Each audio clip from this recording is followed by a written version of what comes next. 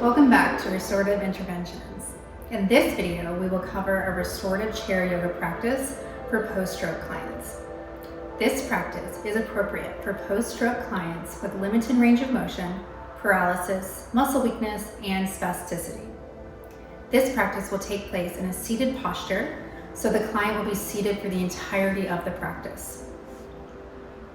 The chair can be a wheelchair, a metal chair, a seated posture on a therapy mat, or a meditation cushion. The type of chair can be determined by the client and the goals for the session. The props needed in this video include a chair or a comfortable seat, a bolster, blocks, a yoga strap, and an eye pillow.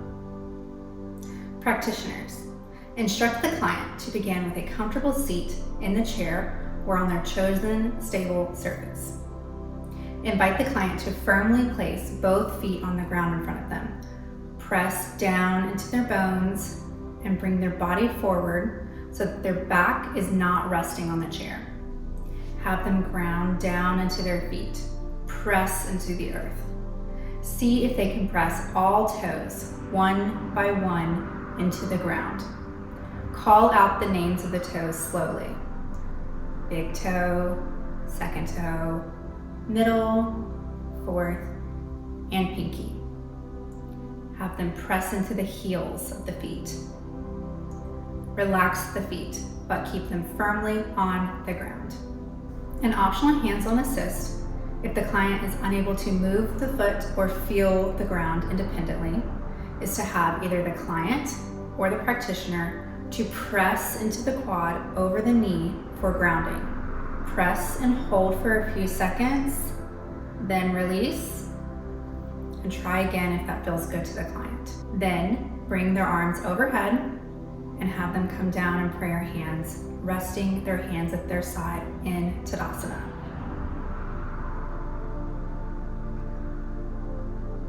Not every post-stroke client will need to stay in the chair, even if they have hemiplegia. If appropriate, invite the client to stand for Tadasana. This is a good place to try sit to stands with the client. Yoga is similar to OT in that each client's body has different needs, but the practice can easily accommodate for the needs so that the client can participate. Consider how incorporating standing positions or the sit to stands could apply for standing tolerance, such as at the sink. Once the client comes back to the chair, introduce the pranayama or breath work that we will be doing for this session. For this practice, we will be trying Viloma breath with the yoga strap for physical input. Practitioners, tell the client, today I'd like to try a round of Viloma pranayama or breath work, if that's all right with you. Viloma translates to against the natural flow. In this type of breath work, the breath is interrupted or held in controlled and intentional pauses. Viloma pranayama is appropriate and accessible for those new to yoga or breath work.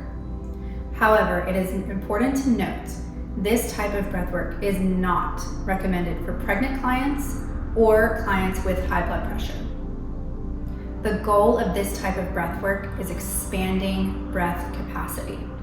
If the client is interested, you can place an undone yoga strap around the rib cage with the strap ends crossing at the chest with each end in opposite hands. Each end of the strap is in one hand.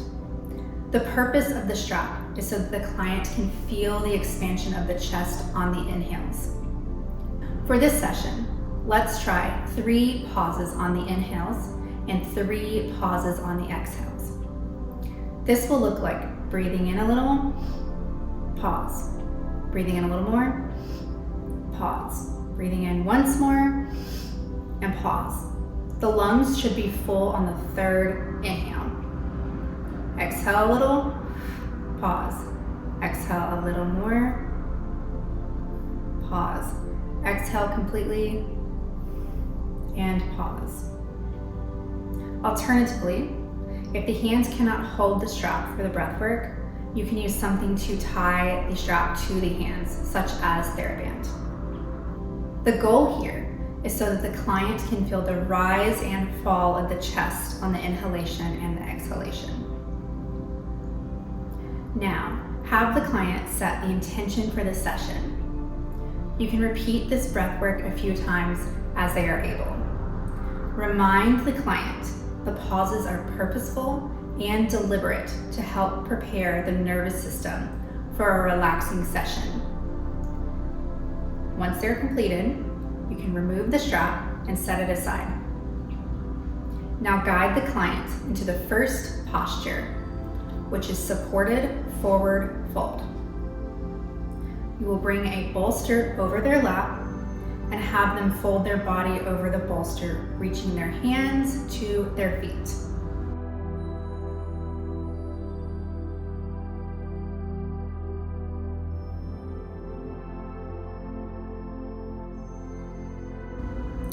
If their head looks a little crunched, please use a block to support it. You can add blankets if you need for a little height, and have them stay here for several minutes.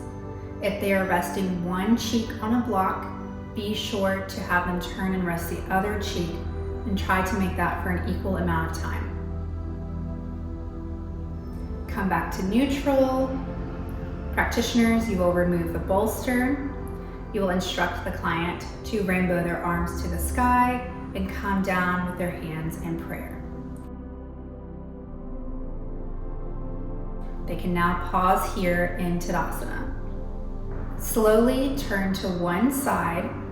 You can use the opposite hand to help further the twist. Have them pause and hold here in the twist. Take a few normal breaths.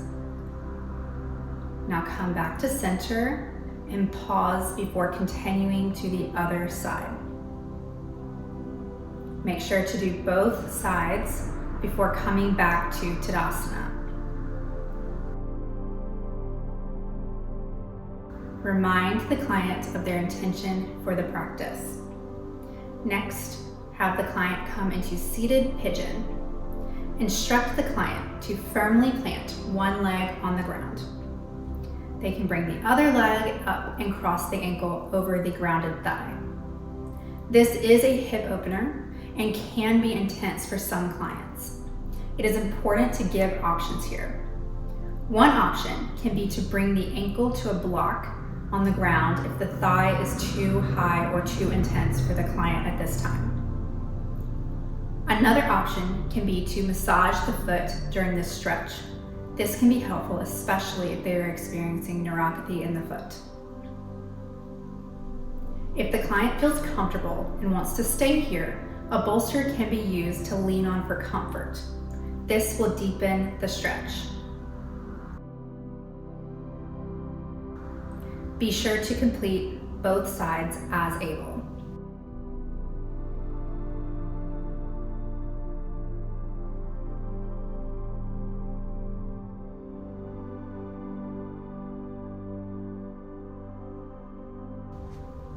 Practitioners, consider how the yoga poses apply to the client's goals.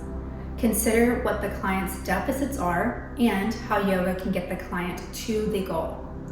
Yoga sequences can increase strength and endurance for functional goals, such as using seated pigeon pose to increase hip flexibility for bringing the foot up to put on socks and shoes. Yoga can be the activity to help reach the goal. Now let's move into seated side stretch. Instruct the client to sit tall and keep their spine long. Have them reach one arm overhead, bending to the opposite side. They can rest the opposite arm on built-up props, such as a block. Make sure to repeat on both sides.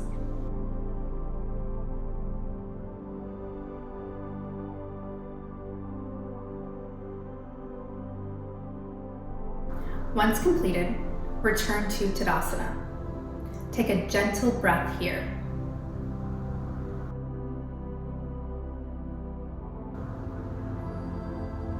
Now, let's prepare for Shavasana. For Shavasana, have the client come into seated, reclined butterfly with a bolster. Direct the client to scoot forward in the seat. The OT can place the bolster behind the client along the spine. Make sure the head and neck are supported here. If the bolster is not tall enough, you can add a pillow or a block for height.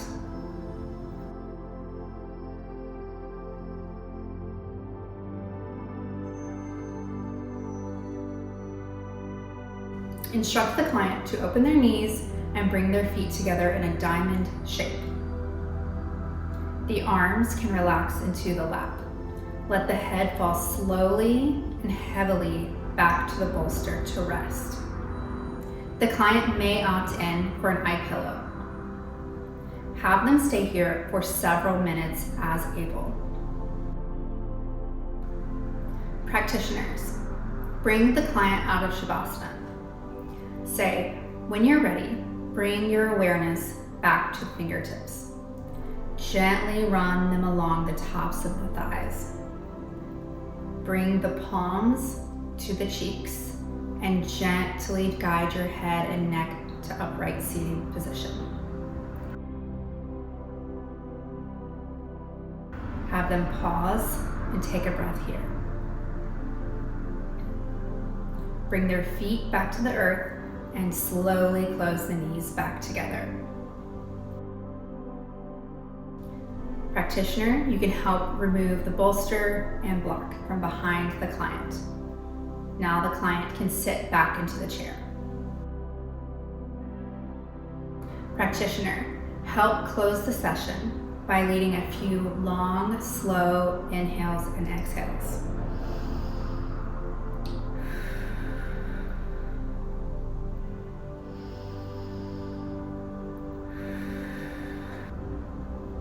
You have a few options here. You can close the session with a kind sentiment, such as this Buddhist metta. May we be happy, may we be healthy, may we be at peace, and may we be loved. Or a simple gesture of gratitude, such as, thank you for sharing this practice with me today. This concludes the yoga practice. Practitioners, consider the phrases you add to the practice for clarity, comfort, and to build the therapeutic relationship. I strongly encourage you to consider your language during the yoga session prior to your time with the client so that you as the practitioner are prepared and confident to lead the session. Thank you so much for watching Restorative Interventions. I look forward to practicing with you again.